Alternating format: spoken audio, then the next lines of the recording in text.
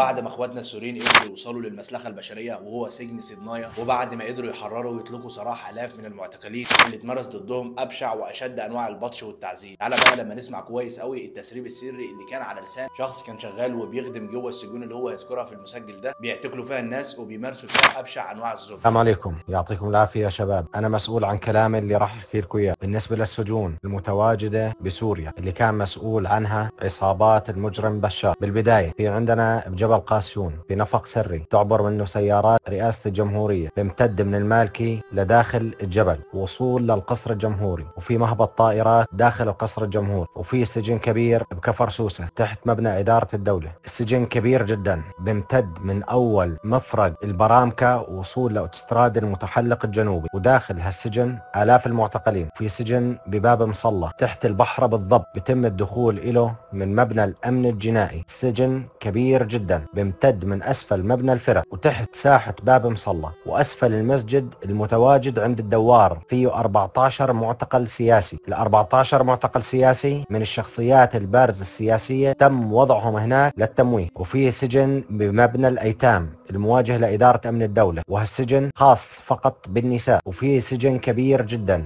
بالسومرية بالقرب من كراج السومرية داخل مكتب أمن الفرقة الرابعة، متواجد بالسجن أكثر من 1700 معتقل وبينهم 86 امرأة و22 طفل. وفي سجن بالصبورة داخل اللواء 41 الفرقة الرابعة متواجد فيه 900 معتقل. وعند الدخول لمطار مزل العسكري في سجون تحت المباني الإدارية، وفي هنجارات الطائرات تحتهن متواجد فيه 2000 معتقل. في المربع الأمني بكفر سوسة يلي بضم 9 أفرع أمنية، وكل سجن فيه طابقين تحت الأرض. بتوصل هاي السجون اللي هي مرتبطة ببعضها من كفر سوسة شارع التوجيه لتحت مبنى القضاء العسكري وكلية الآداب والطب وأسفل مستشفى الأسد الجامعي. وهالسجن كبير جدا فيه 7000 معتقل. وفي سجن بصحراء تدمر، وهي السجون تحت الأرض متواجدة عند فرع الأمن العسكري. يا شباب نداء للي له تواصل مع أي حدا من القيادات بالداخل يبعث له هاي السجون المتواجدة، حق علينا يتحرروا يلي متواجدين ومسجونين. الرجاء ثم الرجاء ثم الرجاء.